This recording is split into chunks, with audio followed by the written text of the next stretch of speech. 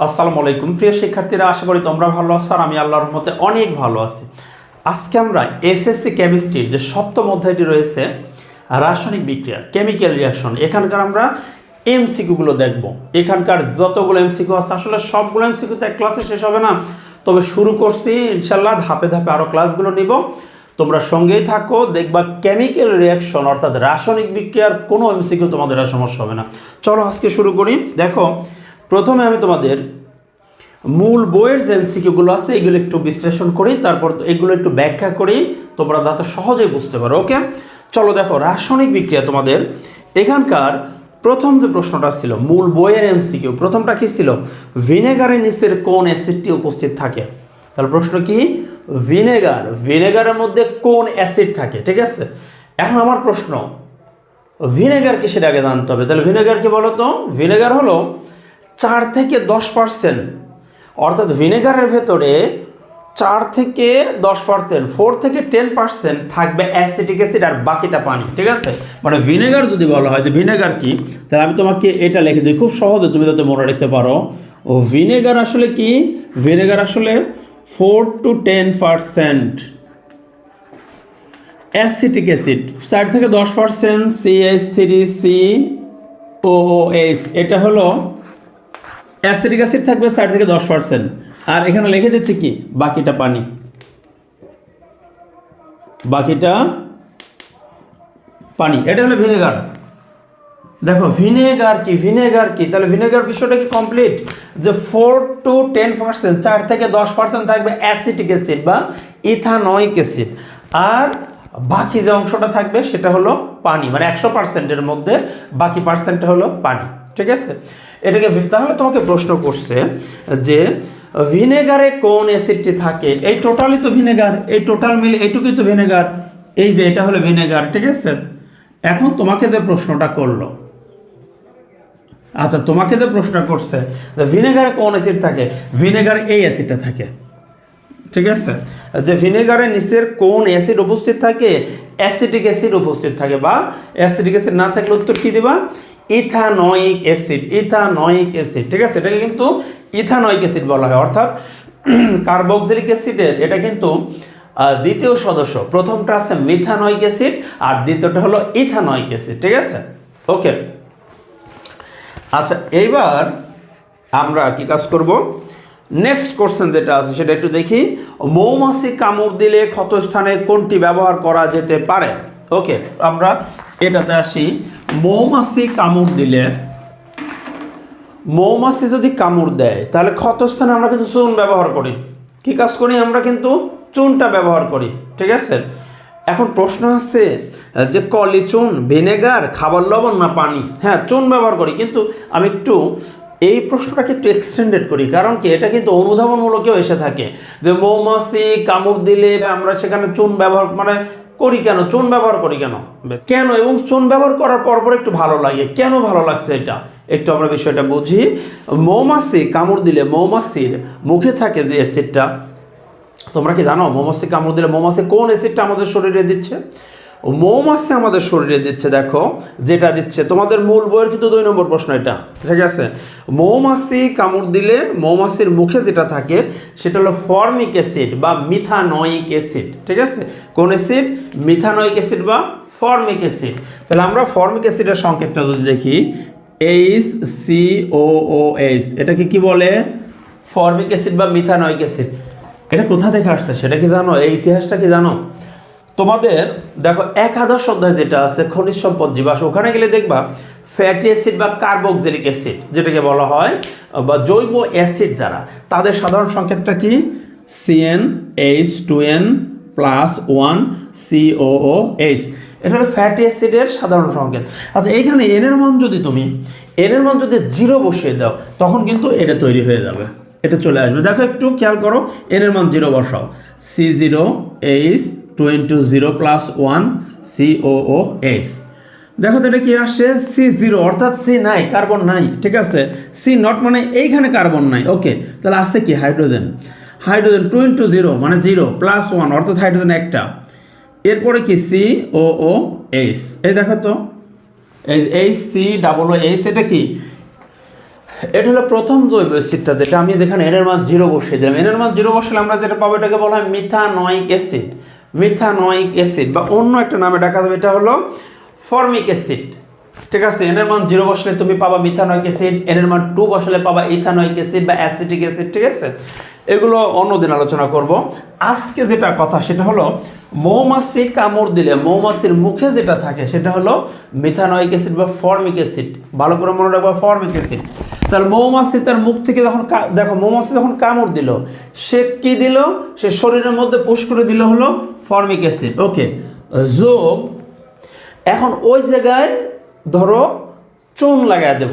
ঠিক আছে, মৌমাছি দিচ্ছে ফর্মিক অ্যাসিড, মৌমাছি দিচ্ছে কি ফর্মিক অ্যাসিড, আর ওইখানে চুন, চুন হলে কি ক্ষারক। ওকে, তাহলে আমরা চুন দেবো। এখন কোন চুন? এখানে একটা কথা, আমরা যে চুনটা দিই সেটা কিন্তু একটু পেস্ট সাইজের, অর্থাৎ এটা কিন্তু কলি চুন। এটা কিন্তু কলি চুন, মনে রাখবা, নর্মাল চুন না। যে চুনকে তোমরা চেনো সেটা হলো ক্যালসিয়াম অক্সাইড, যেটা এটাকে বলা হয় চুনের সংকেত। চুন চুন চুন, এটা হলো চুন। ক্যালসিয়াম অক্সাইডটা হলো চুন, কিন্তু CaOH2 এটা হলো ক্যালসিয়াম হাইড্রোক্সাইড, এটাকে বলা হয় কলি চুন। এটা আসলে চুন বা এটাকে কি বলে? পোড়া চুন। পোড়া চুন, এটা আসলে পোড়া চুন। আর আমরা যেটাকে বলি ক্যালসিয়াম, অর্থাৎ এই পোড়া চুনের সাথে দেখো ক্যালসিয়াম অক্সাইডের সাথে যদি পানি যোগ করি, ক্যালসিয়াম অক্সাইড যোগ পানি, তখন কিন্তু এটা তৈরি হবে ক্যালসিয়াম, এই যে এটা তৈরি হবে ক্যালসিয়াম হাইড্রোক্সাইড, যেটাকে আমরা কলিচুন বলি। ক্যালসিয়াম অক্সাইডের সাথে পানি যোগ করলে কি তৈরি হবে? কলিচুন, ক্যালসিয়াম হাইড্রোক্সাইড। আচ্ছা, মৌমাছি কামড় দিলে আমরা কিন্তু এটাই নেই, কলিচুন নেই, এই পোড়া চুন বা চুন না। ঠিক আছে, এটা সলিড, এটা আমরা নেই, পেস্ট সাইজের যেটা। ওকে, তাহলে আমরা বুঝলাম যে মৌমাছি কামড় দিলে ক্ষতস্থানে কোনটি ব্যবহার করা হয়? ক্ষতস্থানে ব্যবহার করা হয় হলো এই যে কলিচুন। এখন একটু কলিচুন কেন নেই দেখো, এই মিথানোয়িক অ্যাসিডের সাথে কলিচুন লাগাই দিই। কি আমরা দিয়ে দেব? CaOH2। তাহলে মৌমাছি যখন কামড় দিল তার মুখ থেকে এই অ্যাসিডটা দিয়ে দিল, মানুষের শরীরে এই অ্যাসিডটা পোষ করে দিল। এখন ওই জায়গায় দ্রুত যখনই জ্বালা পোড়া করতেছে, তখন সাথে সাথে যখন আমরা এই ক্যালসিয়াম হাইড্রোক্সাইড বা কলিচুন নিয়ে নেই, তখন একটা রিয়াকশন হয়, বিক্রিয়া হয়। সেই বিক্রিয়াটার নাম হলো প্রশমন বিক্রিয়া। কারণ কি? মৌমাছি তার মুখ থেকে দিছে অ্যাসিড, আমরা লাগাই নিলাম হলো ক্ষারক। অ্যাসিড আর ক্ষারক বিক্রিয়া করে কি উৎপন্ন করে? লবণ পানি উৎপন্ন করে। তাহলে দেখো তো এখানে কোন লবণটা তৈরি হবে? এখানে কিন্তু যে লবণটা তৈরি হবে সেটাকে বলা হয় ক্যালসিয়াম ফরমেট। একটা লবণ তৈরি হবে, সেটাকে আমরা বলবো ক্যালসিয়াম ফরমেট। তাহলে ক্যালসিয়াম দেখো CaCOO, এই যে 2 ক্যালসিয়াম ফরমেট লবণ তৈরি হবে এবং সাথে পানি তৈরি হবে। এই লবণটাকে আমরা কি বলি একটু মনে রাখবা, MCQ কিন্তু আসে, ক্যালসিয়াম ফরমেট। ক্যালসিয়াম ফরমেট লবণ তৈরি হবে। ওকে, তাহলে দেখো আমরা যেটা দেখলাম 2 নম্বর MCQ যেটা ছিল, মৌমাছি কামড় দিলে ক্ষতস্থানে কোনটি ব্যবহার। আমি কিন্তু উত্তর বলে চলে যেতে পারতাম, কিন্তু না, আমি চাই যে একটু ব্যাখ্যা করি, এক প্রশ্ন থেকে আরও 5টা প্রশ্নের উত্তর তুমি দিয়ে দাও। ঠিক আছে, এই জন্য একটু ডিটেলস বলছি। মৌমাছি কামড় দিলে ক্ষতস্থানে কোনটি ব্যবহার করা হয়? ক্ষতস্থানে কলিচুন ব্যবহার করা হয়। কারণ কি? কলিচুন একটা ক্ষারক, আর মৌমাছির মুখ থেকে বের হয় অ্যাসিড। তাহলে অ্যাসিড প্লাস ক্ষারক বিক্রিয়া করে একটা লবণ প্লাস পানি তৈরি করে। এখন এইভাবে আসবে যে মৌমাছি কামড় দিলে কোন লবণটা উৎপন্ন হয়? সেই লবণটির নাম হলো ক্যালসিয়াম ফরমেট। ওকে, আচ্ছা, এরপরে আমরা নেক্সট কোশ্চেনে চলে যাই। অ্যান্টাসিড জাতীয় ওষুধ সেবনে 3 নম্বর মূল বইয়ের প্রশ্ন, অ্যান্টাসিড জাতীয় ওষুধ সেবনে কোন ধরনের বিক্রিয়া হয়? আচ্ছা, অ্যান্টাসিড জাতীয় ঔষধ যখন আমরা সেবন করি, অ্যান্টাসিড জাতীয় ওষুধ মানে কি? দেখো আমাদের পেটে যখন কি একটু গ্যাসের অনুভব হচ্ছে, পেটে যখন গ্যাসের অনুভব হচ্ছে, কি হচ্ছে? একটু জ্বালা পোড়া গ্যাসের অনুভব হচ্ছে, পাকস্থলীতে আমরা জানি কোন অ্যাসিড থাকে? Hydrochloric acid, HCl। আর আমরা অ্যান্টাসিড যখন খাই, এটা হলো একটা ক্ষারক। ঠিক আছে, সেই অ্যান্টাসিড মানে কি? অ্যান্টাসিড মানে হলো কি?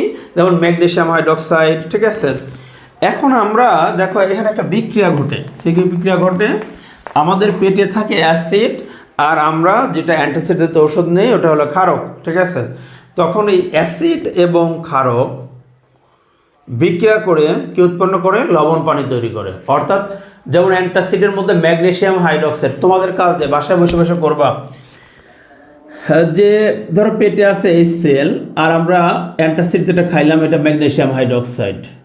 ঠিক আছে, কি উৎপন্ন হয়? এটা হট, তোমার কাছে প্রশ্ন রইল, আমি দিয়ে দিলাম অ্যাসিড, কারণ এইমাত্র একটা প্রশমন বিক্রিয়া দেখাইছি। এখন এটা তোমার কাজ, অ্যাসিড আর ক্ষারক ম্যাগনেসিয়াম হাইড্রোক্সাইড বিক্রিয়া করতেছে, অ্যাসিড আর ক্ষারক। এখন এই প্রশমন বিক্রিয়ায় কি কি তৈরি হয় এটা ঘরে বসে তুমি বের করো, ঠিক আছে? চেষ্টা করো ইনশাল্লাহ, তাহলে দেখবা তুমি পারবা, ঠিক আছে? ওকে, খুবই সহজ। আচ্ছা, এর পরের যে বিক্রিয়াটা আছে, তার মানে এখানে অ্যান্টাসিড জাতীয় ওষুধ সেবনে কোন ধরনের বিক্রিয়া হয়? প্রশমন, ঠিক আছে? আর এই দায়িত্বটা কিন্তু তোমার, কি কি উৎপন্ন হয়। ওকে, আচ্ছা, এরপরে যেটা 4 নম্বর প্রশ্ন, সালফিউরিক অ্যাসিড যোগ ম্যাগনেসিয়াম অক্সাইড, এই বিক্রিয়া কি হয়? 4 নম্বর যেটা দেখো, মূল বইয়ের 4 নম্বর এমসিকিউ, সপ্তম অধ্যায়ে 4 নম্বর এমসিকিউ কি লেখা আছে? Sulphuric acid H2SO4 sulphuric acid যোগ ম্যাগনেসিয়াম অক্সাইড বিক্রিয়া করছে, বলছে বিক্রিয়ায়। আচ্ছা, 1 নম্বর অপশন, তাপ উৎপন্ন হয়। 2 নম্বর অপশন হলো ইলেকট্রন স্থানান্তর ঘটে।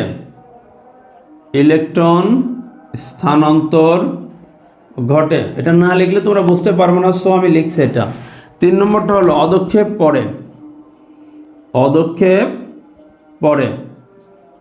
ওকে, এই যে 3টা কথা লেখা আছে, দেখো, সালফিউরিক অ্যাসিড এবং ম্যাগনেসিয়াম অক্সাইড, অ্যাসিড প্লাস ক্ষারক বিক্রিয়া করে উৎপন্ন করবে লবণ প্লাস পানি। আচ্ছা, কি কি উৎপন্ন হয় আমরা আগে এটা এক নজরে দেখে নেই যে উৎপাদটা কি হয়।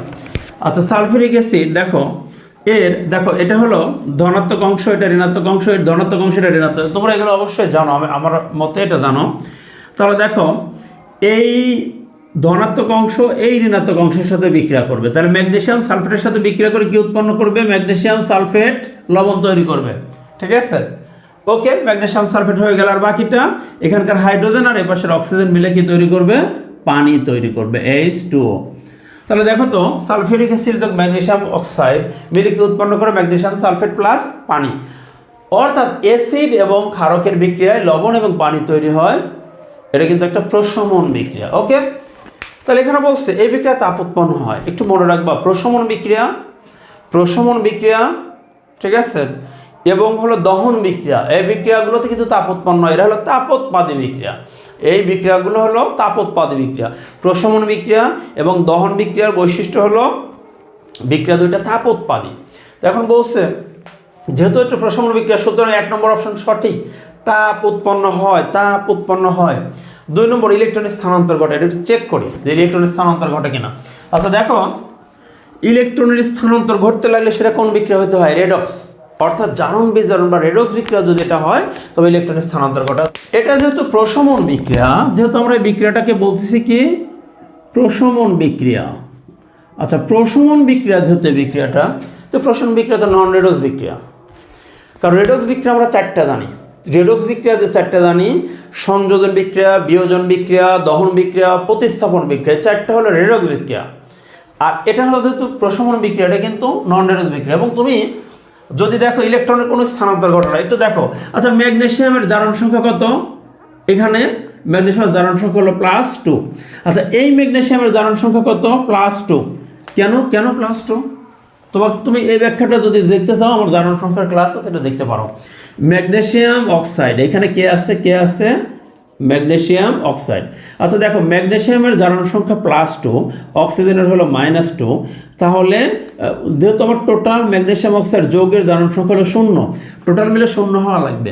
তাহলে অক্সিজেন যদি -2, ম্যাগনেসিয়াম +2, ওকে, তাহলে এখানে জারণ সংখ্যা দেখো, টোটাল মিলে যৌগের জারণ সংখ্যা 0। আচ্ছা, উৎপাদে ম্যাগনেসিয়ামের জারণ সংখ্যা 2। আচ্ছা, বিক্রিয়ক, এটা তো বিক্রিয়কে, অর্থাৎ ম্যাগনেসিয়াম অক্সাইডে ম্যাগনেসিয়ামের জারণ সংখ্যা +2। এবার উৎপাদে যদি +2 পাই, তাহলে এটা কি? এটা কোন বিক্রিয়া হবে? যেহেতু দেখো যে বিক্রিয়ক এবং উৎপাদে যদি জারণ সংখ্যার পরিবর্তন না হয়, অর্থাৎ ইলেকট্রনের স্থানান্তর হচ্ছে না, ঠিক আছে, তাহলে এটাকে আমরা কি বলতে পারবো? নন রেডক্স বিক্রিয়া। আচ্ছা, এইখানে ম্যাগনেসিয়াম দেখো, এই ম্যাগনেসিয়ামের জারণ সংখ্যা কত? +2। আচ্ছা, আর এই SO4 সালফেট যৌগমূলক, এর জারণ সংখ্যা কত? আচ্ছা, সালফেটের জারণ সংখ্যা হলো -2, এই তো 0 হয়ে গেছে। আচ্ছা দেখো, বিক্রিয়কের ম্যাগনেসিয়ামের জারণ সংখ্যা +2 এবং উৎপাদের ম্যাগনেসিয়ামের জারণ সংখ্যা +2। আচ্ছা, বিক্রিয়কের অক্সিজেনের জারণ সংখ্যা -2, উৎপাদন এখানেও কিন্তু তুমি যদি একটু জারণ সংখ্যা বের করো অক্সিজেন এখানেও কিন্তু -2 আসবে শিওর। তুমি যদি জারণ সংখ্যা জেনে থাকো তুমি দেখবা, অর্থাৎ ফাইনাল যে কথাটা, বিক্রিয়কের যে মৌলগুলো রয়েছে তাদের যে জারণ সংখ্যা, আমি একটা এক্সাম্পল দিলাম, বিক্রিয়কের যে মৌলগুলো রয়েছে যেমন হাইড্রোজেন, সালফার, অক্সিজেন, ম্যাগনেসিয়াম, এদের বিক্রিয়কে যে জারণ সংখ্যা পাচ্ছ উৎপাদে গেলেও তাদের জারণ সংখ্যা তুমি সেম পাবা, জারণ সংখ্যার পরিবর্তন হবে না। সুতরাং যেহেতু একটা বিক্রিয়ার বিক্রিয়কের জারণ সংখ্যা এবং উৎপাদের জারণ সংখ্যা সমান, প্রত্যেকটা মৌলের সমান পাচ্ছ তুমি, তার মানে কি এই বিক্রিয়াটা হলো নন রেডক্স বিক্রিয়া, এটা রেডক্স নয়। আর রেডক্স যেহেতু নয় সেহেতু ইলেকট্রনের স্থানান্তর কখনোই ঘটবে না। 2 নম্বরটা কাটা, ভুল। নন রেডক্স বিক্রিয়া এটা হয় না, ইলেকট্রন স্থানান্তর ঘটনা। 3 পদক্ষেপ পড়ে না, এখানে যে লবণটা তৈরি হয় ম্যাগনেসিয়াম সালফেট, এটা পানিতে তীব্রভাবে মিশে যায়, ঠিক আছে। অর্থাৎ যে ম্যাগনেসিয়াম সালফেটটা দেখছো এটা কখনো অদক্ষেপ পড়ে না, ঠিক আছে, এটা অদক্ষেপ বিক্রিয়া নয়। তাহলে কি বলছে তোমাকে, অদক্ষেপ পড়ে না, অদক্ষেপ পড়ে না, কারণ এটা তো প্রশমন বিক্রিয়া হচ্ছে এবং এটা পানিতে দ্রবণে ম্যাগনেসিয়াম সালফেট, ঠিক আছে। তাহলে এটা ওকে, তোমরা বুঝে ফেলছো, আর বলবো না। 5 নম্বর যেটা আছে, 5 নম্বর প্রশ্ন। আচ্ছা, আমি দেখো আসলে বিষয়টা হলো কি, আমি তো হুটহাট করে একটা প্রশ্নের উত্তর দিয়ে দেই না যে এটা উত্তর, ওর মতো তোমরা নিজেরাই বই দেখে পড়তে পারো যে এটা উত্তর তো জানোই তোমরা, বিভিন্ন গাইডে বিভিন্ন টেস্ট পেপার উত্তরগুলো আসছে, তোমরা নিজেরাই দাগাইতে পারো। কিন্তু আমি চাই যে তুমি বোঝো, ব্যাখ্যা করে আমি এটা কেন অপশন সঠিক, এটা আমার কিন্তু কথা এমসিকিউ এভাবে পড়তে হবে। 4টা অপশন তোমার সামনে আছে, ধরো কথার কথায় খ নম্বরটা সঠিক, ক কেন ভুল, গ কেন ভুল, ঘ নম্বর ভুল হইলো কেন, কি কারণে ভুল হইলো, ওই কারণটা তোমাকে খুঁজে বের করতে হবে, খটা কেন সঠিক, ঠিক আছে।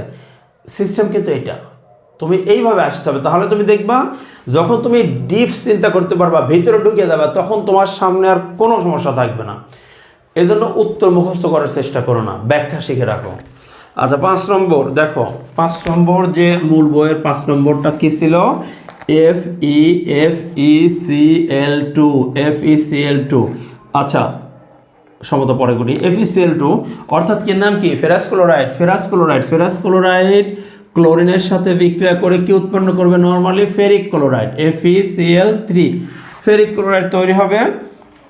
এখন কথা হলো আমরা যদি একটু বুঝি সেটা দেখো, যদিও সমতা নাই, কারণ ক্লোরিন এই পাশে আছে 2টা 4টা, ওই পাশে 3টা, ওকে। তাহলে এইখানে যদি আমি 2টা দিয়ে দেই, 3 2 6টা ক্লোরিন হয়ে গেল। এই পাশে যদি আমি এখন 2 দিয়ে দেই, তাহলে 4টা 6টা, ওকে, সব ঠিকঠাক, আয়রনও মিলছে, ক্লোরিনও মিলে গেছে। ফেরাস ক্লোরাইড যোগ ক্লোরিন তাহলে বিক্রিয়া করে উৎপন্ন করে ফেরিক ক্লোরাইড। বিক্রিয়াটি, প্রশ্ন হলো বিক্রিয়াটি কোন বিক্রিয়া, এই বিক্রিয়াটি কোন বিক্রিয়া। আচ্ছা, এক অপশন আছে সমানুকরণ। আচ্ছা, 2 নম্বর অপশন রেডক্স বা জারণ বিজারণ লেখা আছে, জারণ বিজারণ। আচ্ছা, 3 নম্বর অপশন, 3 নম্বর যে অপশনটা আছে কি লেখা আছে, অ্যাডিশন বা সংযোজন। এখন উত্তর এরকম আছে, নিচের কোনটি সঠিক, 1 2 1 3 2 3 1 2 3। আচ্ছা দেখো তো এই বিক্রিয়াটি সমানুকরণ কিনা, না এই বিক্রিয়াটি কি বিক্রিয়া, দেখো তো ফেরাস ক্লোরাইড যোগ ক্লোরিন, অর্থাৎ যে বিক্রিয়ায় দুটি বিক্রিয়ক মিলে একটি উৎপাদ তৈরি করে তাকে বলে সংযোজন বিক্রিয়া। বিক্রিয়ক আছে 2টা, উৎপাদ হচ্ছে একটা, এটা একটা সংযোজন বিক্রিয়া, সঠিক। সংযোজন বিক্রিয়া সাইন দিয়ে দিলাম, এটা সঠিক। আচ্ছা, আবার দেখি এটা কি রেডক্স, সংযোজন বিক্রিয়াটা রেডক্স বিক্রিয়া। 4টা যদি মনে রাখো, সংযোজন, বিয়োজন, প্রতিস্থাপন আর হলো দহন, এই 4টা বিক্রিয়া রেডক্স। স্যার এটা কি মনে রাখলেই হবে না, মনে রাখার সাথে তোমাকে বোঝাই দিচ্ছি যে কেন রেডক্স বিক্রিয়া হলো। রেডক্স বিক্রিয়া মানে কি, জারণ সংখ্যা হ্রাস বৃদ্ধি হতে হবে, এটা রেডক্স বিক্রিয়া, অথবা ইলেকট্রনের স্থানান্তর হতে হবে, এই চিন্তা ভাবনা করবা। তাহলে কি, আচ্ছা ক্লোরিন আছে কয়টা, 2টা, ওকে। ক্লোরিন 2টা থাকলে ক্লোরিনের হলো -1, হ্যালোজেন মৌল, ক্লোরিনের জারণ সংখ্যা -1, কিন্তু 2টা আছে তাহলে -2। আচ্ছা, তাহলে অবশ্যই কি এখানে Fe আয়রন দিতে হবে কত, আয়রন দিতে হবে +2, তাহলে রেজাল্ট কি 0। আচ্ছা, এই পাশে দেখো তো ক্লোরিনের জন্য দিলাম -3, কারণ 3টা ক্লোরিন আছে, তাহলে আয়রন দিতে হবে, আয়রন হয়ে যাবে +3, তা নাহলে তো টোটাল যৌগটা 0 আসবে না। এইবার দেখো যে এখানে বিক্রিয়কের আয়রনের জারণ সংখ্যা ছিল +2, কিন্তু উৎপাদের আয়রনের আছে +3। এই যে +2 আর এখানে কত +3। ওকে, তাহলে কি হলো এখানে জারণ সংখ্যা বৃদ্ধি, তাহলে আমি লিখবো কি জারণ সংখ্যা বৃদ্ধি ঘটলো। অর্থাৎ বিক্রিয়কে আয়রনের জারণ সংখ্যা ছিল +2, কিন্তু উৎপাদ হয়েছে +3। তাহলে জারণ সংখ্যার বৃদ্ধি ঘটলে এটাকে তুমি কি বলবা? জারণ সংখ্যার বৃদ্ধি। তাহলে এটা কি জারণ বিক্রিয়া হচ্ছে না? জারণ সংখ্যার বৃদ্ধি হলে জারণ বিক্রিয়া হয়, ঠিক আছে? তাহলে এই বিক্রিয়াকে আমরা বলতে পারবো এটা হলো জারণ বিক্রিয়া। আচ্ছা, যেখানে জারণ ঘটে সেখানে তো বিজারণও ঘটার কথা। দেখি বিজারণ কি, যেখানে জারণ ঘটলে তো সেখানে বিজারণও হয়। ওকে, হয় না? কারণ জারণ বিজারণ তো যুগপৎ ঘটে, একসাথে ঘটে, ঠিক আছে? আচ্ছা, তাহলে এইখানে তুমি দেখো যে আয়রনের জারণ সংখ্যা বৃদ্ধি পেয়েছে, আয়রনের জারণ সংখ্যা বৃদ্ধি পেয়েছে। আচ্ছা, এইবার দেখো এই ক্লোরিনটার কথা চিন্তা করো। এই ক্লোরিনের জারণ সংখ্যা হলো 0। কেন 0? একটা মুক্ত মৌলের জারণ সংখ্যা হলো, একটা মুক্ত ক্লোরিন একা একা আছে, জারণ সংখ্যা তো 0। আচ্ছা দেখো 0, আর এইখান থেকে এইখানে আসো, এই যে উৎপাদের ক্লোরিনের জারণ সংখ্যা হলো -1। সুতরাং জারণ সংখ্যা দেখো 0 ছিল বামে, আর ওই পাশে যে জারণ সংখ্যা হলো -1। তো জারণ সংখ্যা কি হ্রাস পেল না?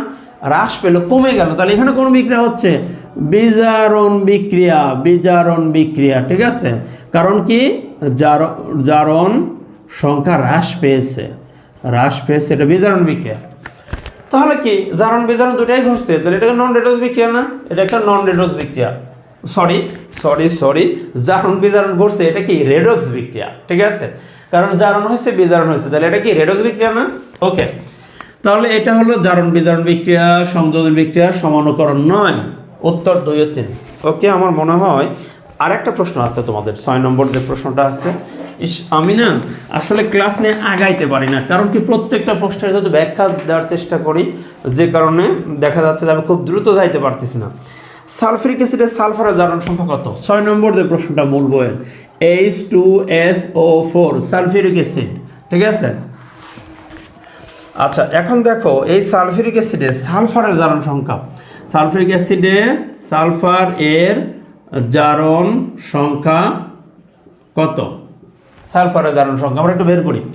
সালফিউরিক খুব দ্রুত বের করব, ওই ধরবো না, দ্রুত বের করে নেব, ঠিক আছে? আমরা তো ধরে বের ধরি সালফারের জারণ সংখ্যা x, ওটা তোমরা যখন গ নম্বর আসে তখন করবা, এমসিকিউর জন্য হুটহাট করে বের করে দেবা। আচ্ছা, টোটাল সালফিউরিক অ্যাসিড যৌগটার জারণ সংখ্যা হবে 0। তাহলে দেখো হাইড্রোজেনের আমরা কত জানি? +1, কিন্তু হাইড্রোজেন আছে কত? 2টা, সুতরাং +2। আচ্ছা, অক্সিজেনের জন্য কত জানি? অক্সিজেন হলে -2।